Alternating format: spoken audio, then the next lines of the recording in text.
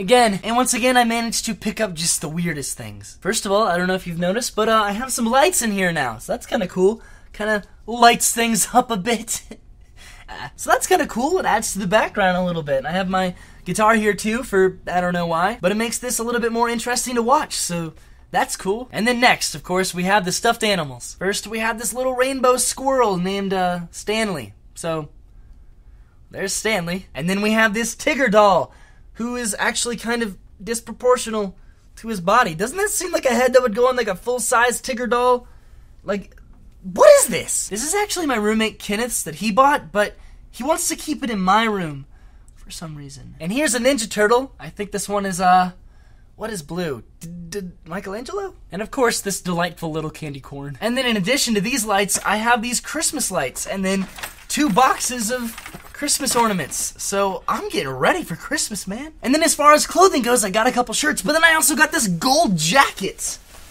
How metro! I cannot wait till I can strut down the street wearing this baby. And then I got this watch that didn't have a battery, but then I went to get a battery for it, and now it works. So, and then I was feeling a little ambitious, so I went and I got myself a hat. And I don't ever wear hats, so this is crazy. Hats are kind of cool now. And then this last one requires a little bit of a backstory, because every time me and my friends go to a thrift store, we play this game where we go to the CD wall, the CD rack with like 100 CDs on it, and they're usually like 99 cents. So we go up to it, and we play this game where we each have to randomly close our eyes and then choose a CD. And we have to buy it no matter what it is, and then we have to play and listen to the whole thing. So what I got randomly this past time was Meryl Bainbridge and her beautiful album called Mouth. That's attractive. But sometimes you'll get really cool ones and sometimes you won't. Like, I really like this. It only has like 2 songs on it, but it actually sounds really cool.